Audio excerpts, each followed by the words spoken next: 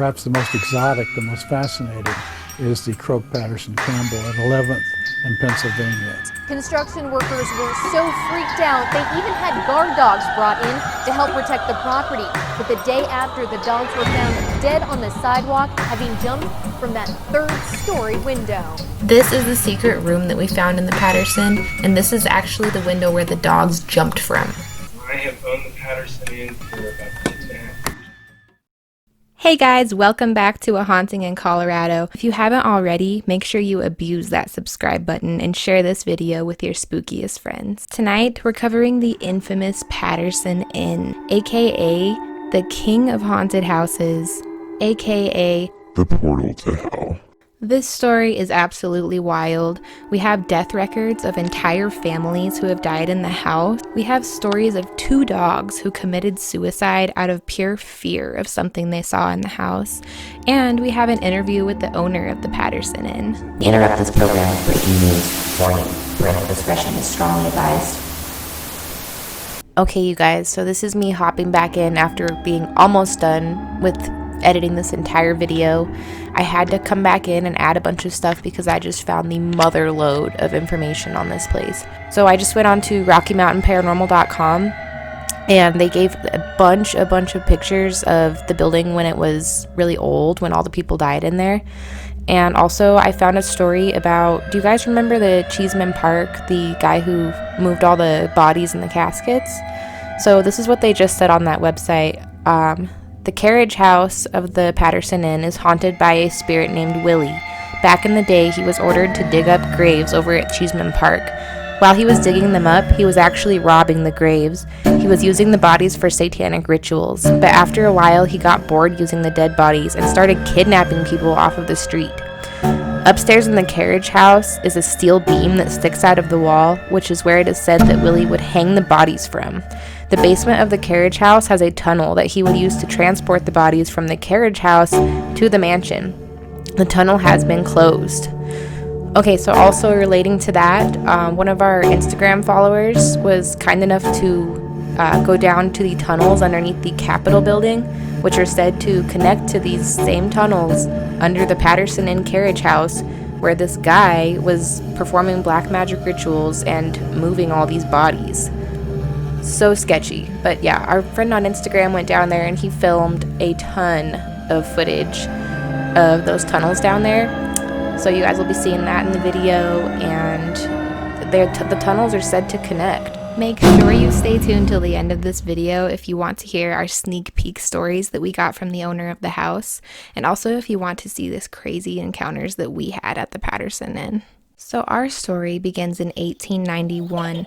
The city is booming and people are coming here with promises of wealth due to a bunch of gold being found in cities nearby. Denver was sort of the center of this metropolis that was coming about in Colorado when the gold rush happened. This was a very exciting time for the people in Denver, and soon the construction of the Patterson Inn began under the construction of Thomas B. Croak. He was the first owner. So this mansion is built of red sandstone that was actually from the Garden of the Gods. I don't know if any of you guys know some of the stories about the Garden of the Gods, but it is also very haunted. Apparently, if you go there at night, all sorts of crazy stuff happens. We did go there at night, and we're going to be doing a whole separate video on that for you guys. That place has some definite dark energy. So the house is built out of the sandstone from this already super haunted place. Oh, by the way, it's haunted by Native Americans. There was a bunch of dispute over that land, a bunch of stuff that happened there that we'll go over in our next video. So this mansion is built with this haunted sandstone from a haunted place. Soon after it's built, Mr. Croak moves into the mansion with his wife, his parents, and his 2 young children. 2 members of his family would die in the house. His wife and his mother died. He was having a hard time staying in that house because it brought back a lot of memories of them. So right around this time, Senator Patterson was looking for somewhere to live in Denver because obviously that's where he worked. Him and his family needed somewhere to live in town. So he goes up to this guy Croak and is like, look, if you don't want to stay in this house anymore, if you're just having a hard time staying in here after everything that happened, I would like to help you and I would like to offer you a trade. How about we trade properties? You can live on my 1,140 acre ranch with a nice house, and I will take over the Patterson. So that was that. Mr. Patterson did something really nice for Mr. Croak, and shortly him and his family move in. Little did Patterson know this house would be the cause of awful tragedies for his entire family and himself. So the Pattersons move in, and they're a prestigious family. Since Patterson was a senator, he was a politician, they quickly became socialites in the town, and they were very well liked by everybody. So his wife dies, and then his daughter actually gets married. She moves into the house. Mr. Patterson dies of a heart attack in July. Mr. Patterson dies of a heart attack on July 23rd in 1916. So now his daughter and her new husband are running the house. They have some kids. So also Mr. Patterson's wife, Catherine Patterson, she was to die in the house. She died in the Baltimore room, and she died of cholera. Her ghost is said to haunt that room, and she's said to mess with the lights. She doesn't like when people get freaky in the room. She will mess with you if you try to do that, so be good if you go and stay in that room. So also the spirit of Mr. Patterson himself is said to be seen in the bar downstairs. This used to be his smoking room. He spent a lot of time down there. You can see as you're exiting the bar, there's a hole where he used to put out his cigar after every night when he was going to bed. He would put out his cigar on this wall, and there's a giant burnt hole. Don't touch that hole. It's kind of a historic thing, and yeah, just don't touch it. So the owner of the Patterson now, Chris, he has seen an orb down here.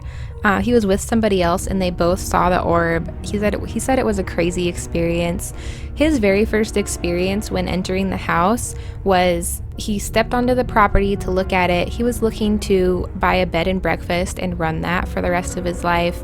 He is actually an ex-politician. Do some research on him. He's a really interesting guy. He was really nice. He gave us a lot of information.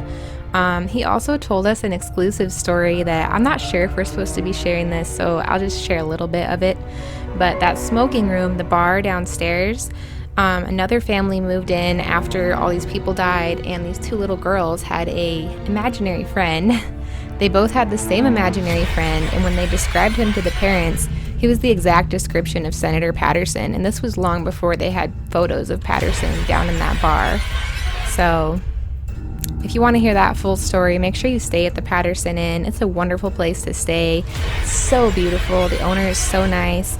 Also, if you're there for paranormal stuff, make sure you let Chris know, because he will board you up in one of the most haunted rooms. There's 4 rooms that are supposedly really haunted here. Also, around 5 or 6 o'clock, you can go down to this bar, Mr. Patterson's old smoking room, and you get a complimentary glass of wine, and Chris will tell you anything you want to know about the house, and he'll tell you his stories. Make sure you watch till the end, because we are going to be putting up our interview with Chris. He had a lot of interesting things to say. So far I've talked about 4 people dying in the house, and this was only about 25 years after it was built. But the next owners that moved in, this is a wild story. So the mother, there was a mother, a husband, and a child, an infant baby named Sarah. And this infant dies. Her cause of death, I wasn't able to find that, but she was buried in the cemetery in Denver. And if you guys have seen all of my videos, you've probably seen the video on Cheeseman Park. Cheeseman Park used to be a cemetery, and all of the bodies were moved so that it could be a park. However, the guy hired to move the bodies was kind of a crook, and he would put parts of bodies in the same casket and move it because he was paid per casket. So he ended up leaving behind about 10,000 bodies that are still under the park today. When it rains heavy, people will end up finding bones protruding from the ground. Don't ever let your dog dig if you go there for a walk. So the baby was buried in this cemetery, and the mom does the wildest thing. She goes to the cemetery at night, digs up the grave of her infant baby, brings the baby back to her house, and buries it in the basement. You can still see in the basement today where her grave was. There was a hole in a brick wall, and she buried her right behind there. The bricks are still gone from that little opening, and you can still see an S above. There are other letters, but they're kind of worn off, but the baby's name was Sarah. So shortly after she does this, she ends up killing herself, and she killed herself in the upstairs bathroom, but she killed herself in this bathtub with rat poison and water. It created a vapor gas that made her die within 3 minutes. Some people say that she actually poisoned herself and then ran up this tower to this kind of secret room and died in the tower. That has not been confirmed, but her death record does state that she died in the house from suicide. Now, if you've ever seen the show Portals to Hell, these people, they covered this house and it was on TV. They did a wonderful job. They brought in a psychic to ask about what really happened to all these people and why they died. And the psychic claimed that she was able to feel some type of energy telling her that, yeah, this was a suicide, but she wasn't the only person responsible for her death. Somebody helped her with her suicide, and possibly she might have not wanted to die. This could have been a murder instead of a suicide, from what she said. And it's kind of hard to say a psychic felt this and now I believe this. You know, it's a really touchy subject, but psychics have been used in many crime cases in history, and they've solved a lot of cases. They were able to depict an exact location just from visions of where bodies were, and they were found there. They're able to pull out names just out of their head, and these names ended up being the killers. They've helped with a lot of stuff, so there's definitely something going on in these people's minds that can help them see things that we can't, whether you like to believe it or not. A lot of people dubbed it a house of bad luck because so many people just died there. Nobody ever moved into this house and came out better than they went in. They usually all died. So this house was abandoned and it was threatened to be torn down in the, I think it was in the 60s or 70s, and it was vacant at the time, and the city was doing some work on the house. They had workers coming in and doing renovations during the day, and they would leave at night.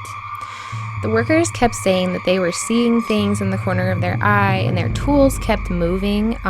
They would not be where they left them when they got back the next day, or they would be stolen.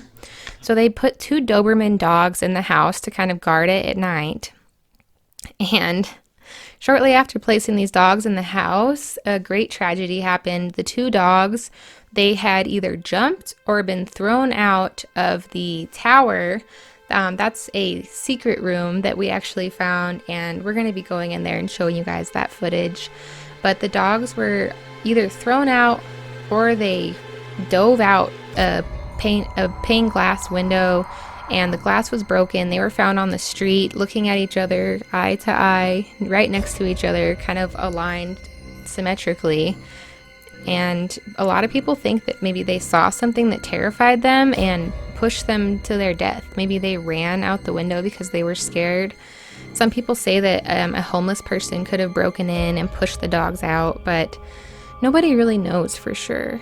Now, we did go up into this secret tower room. It was super creepy. We actually did an investigation up there with our spirit box, and we actually got the word dog come through on our spirit box, so that was pretty wild. Let me get my microphone rolling.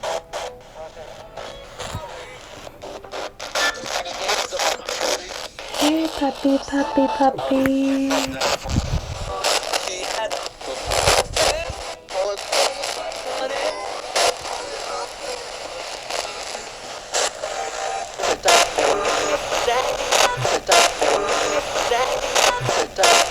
It's like a dead dog.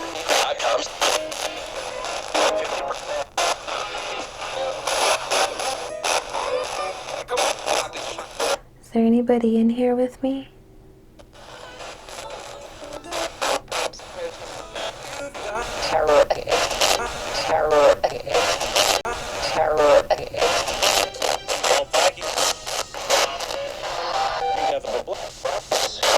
It's also said that the woman whose baby died, it said that's the same tower where people say she ran up the stairs and died on the stairs. It's a very creepy small room, and I wouldn't doubt if there was history in there because I felt like I couldn't breathe in there, and a lot of people have said the same thing. A lot of people say that they can't breathe when they're going up the stairs to the 3rd floor in the Patterson, and that's where you're going to see a lot of activities on the stairs. A lot of people have reported seeing a full-bodied apparition just watching them from the stairs. In the show Portals to Hell, the one that covered this place on TV, they actually reported to see a full-bodied apparition standing on the stairs watching them. So Chris's very first story, when he first came to the house to look at it, he stepped onto the grass and was looking up at the house, and he saw a woman from that same tower looking down, and she straight up said to him, "Get off the f***ing grass." And he said that it sounded like she was right next to him, whispering in his ear, but he saw her up there, he saw her lips move with the words, and then she was gone. So he immediately was kind of attracted to this place. I think he's a little interested in that stuff too. I mean, who wouldn't be? That's not really something that happens to a lot of people. So when it happens to you, you're naturally going to want to find answers, right? So room number 9 is very haunted. That's actually where we stayed.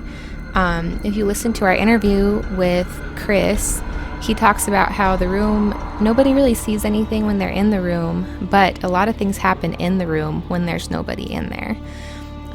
All of his employees have reported hearing talking in the room from the inside when they're outside. A lot of people have just heard voices when they're staying there. They're going up to their room about to unlock the door, and they hear someone in their room. So they think maybe someone has broken in. They're terrified. Finally, they go in there, and there's nobody there. All of Denver's ghost tours cover the Patterson Inn. We stayed there one night, and we witnessed 3 ghost tours walking by with the tour guide telling stories about the house. It's definitely one of the most famous haunted places in Denver. I have owned the Patterson Inn for about 2.5 years. It's not haunted. It's very spirited. I like that. I make that nuance because haunting speaks to scary, things that go bump in the night that make you uncomfortable. And you'll get a few bumps in the night here at the Patterson Inn, but other than one guest, no one's ever run out in the middle of the night. Oh yeah, one person run out? It had a combination of we had a few too many glasses at happy hour. And I recognized that one member of the couple was more uncomfortable with stories about the spirited nature of the house than the other. And, right. And they went to dinner, and when they came back, every walking ghost tour in Denver stops by and features this house. And they caught one of those tours. And I watched them come up the stairs, decide to go back down, join the tour, and then run inside, grab their bags, and leave 8 minutes later. And it's the only time in 2.5 years, only time in the 8 years it's been a hotel that I knew what's happened, but definitely one very specific time that the guest was so uncomfortable that they couldn't even sleep. Wow. But mostly it's friendly ghosts. Who are some of the ghosts? Oh, I haven't seen Casper, but I would say that the presence as it's left, and that I'm aware, and maybe you're maybe it's different for everybody, but if you are, it's definitely on. In the Portals episode, the medium said that one of the dominant male spirits in the house was very congenial. Ooh. And I would say that is a very fair description of Senator Patterson and his presence in this house. I love that. So, Senator Patterson, can you tell me just a little bit about him? So, Colorado became a territory when Kansas became a state, and in 1875, Thomas Patterson is the territory of Colorado's congressional rep. So he was involved in politics. After that, he became one of the owning editors of the Rocky Mountain News, which was one of the most storied newspapers in the West. He made a fortune owning that newspaper, and he used that wealth to purchase this house from the builder and original owner, Thomas Croak. And they transferred. Thomas Croak moved in 1893, and Thomas Patterson, 6 months later, bought the house from Thomas Croak. Patterson had a big family. Thomas Croak had 2 grown sons who had moved out. His wife had just passed away before he moved in, and his mother had passed away right after he moved in. So actually, Thomas Croak's mother is the first known death in the house. Oh, wow. Patterson moves in with a large family. A number of them are still here. His daughter is the only surviving family member of 3 sons, 2 daughters, him and his wife. Wow. that moves in and moves out of this house. Okay. So all the other family members move in and do die in the house. Wow. That is very interesting. Campbells move out in the mid-20s. From what I understand, the house becomes a school of orchestra. I know it's a private house again in the late 40s. That's when the Sultans are here. And Tuli Sultan is the suicide, the woman who committed suicide in the bathroom in the late 40s up in the second floor. Oh my gosh, on the second The floor. tub isn't still there, but the bathroom is still the same walls of that bathroom. Wow, that's a little creepy. So that's Tuli. Tuli is the spirit that's purported to be seen on the stairs. So Okay. if you feel a presence on the stairs looking down at you, or feel someone walking up the stairs behind you, which a couple people have described, Wow. that's Tuli Sultan. Oh, I'm excited for tonight. When you climb to the third floor, a lot of people describe feeling like they get short of breath. That is rumored to be the remnants of how Tuli died, which was rat poison in the tub. Oh my Which god. becomes a noxious gas, and that's what she succumbed to. That just gave me shivers because I was getting short breath on my way up there for no reason. I was too. I thought I was just out of shape. So the most haunted room in the house, by far, and without question, is on the third floor. It's number 9. Oh my gosh. It's not so much that anyone has ever experienced anything in the room. Mm-hmm. It's that it's one of the most active rooms when nobody's in the room. Okay. I've experienced it, what I've heard other people describe. In 2.5 years, my team members have told me and shared this with me, and I was putting in the whole house Wi-Fi mesh. One of our reviews complained about our weak Wi-Fi, so I have dramatically improved the Wi-Fi experience throughout the Patterson. And one day I was upstairs. It takes about 20-some minutes to get the towers to boot up. And I was sitting in the hallway a little after 9 o'clock. And what everyone describes in number 9, and what I experienced, was overhearing the muffled conversation of no less than 2 or more people in that room. A room that I knew nobody was in. Wow. So sitting in the hallway in the evening, sometimes you will find yourself overhearing muffled conversations. So that's the most specific. Other than that, on the third floor, and it's a room you can go into, just please turn off the light. Okay. But when you get to the top of the stairs on the third floor, you take the left to get to your room. If you turn to the right where the 2 couches are, there's a door right there in the hallway, and that's the door that takes you to the tower right above us. And that's the tower where the dogs were reported to have been thrown out of by the spirits in the 70s. That's a story I kind of step on a little. I think the world we lived in and the circumstances around people struggling in a crisis, an abandoned building, I'm not so sure it was a ghost throwing dogs. Sure. But Yeah. I don't know. I've been up in that tower room. I've seen people come in both with equipment and mediums. And there is a strong connection between this house and the 2 rooms.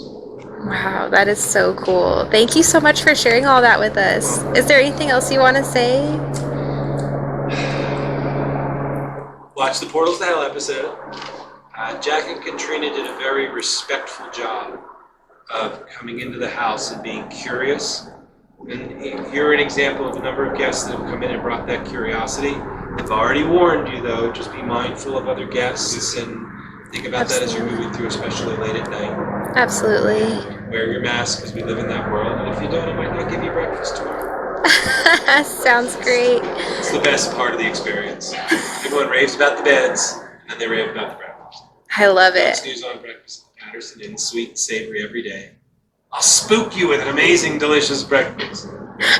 We love it. Thank you so much. You're welcome. Have a wonderful stay. Enjoy. Thank you. So when we stayed in room number 9, we went down to the car to grab something, and we actually left a voice recorder recording on the bed while we were gone to see if we could catch any talking. We didn't really catch any talking, but we did hear some really strange like clicking or banging that was happening. It sounded right next to the recorder, and obviously there was no one in there, so that was definitely kind of weird. Overall, the Patterson is a wonderful place to stay. I highly recommend it. It's gorgeous. The breakfast is out of this world. We had some waffles with a blueberry, I don't know, like a fresh blueberry made sauce over the top, and it was so good. They're really nice, really hospitable, and they also are going to be offering some stuff that I don't think I'm supposed to talk about yet. He said it was kind of in the making. But they might have a paranormal investigation class that you can take. So keep an eye on their website for that if you're interested in that type of thing. Take the ghost tours in Denver. They'll walk you through and tell you all these stories. Watch the show Portals to Hell. You can look that up on YouTube. Portals to Hell, Patterson Inn. It'll come right up. That's a great documentary on this place. And definitely stay there for yourself, talk to the owner, he'll tell you the stories, and maybe you'll experience something for yourself.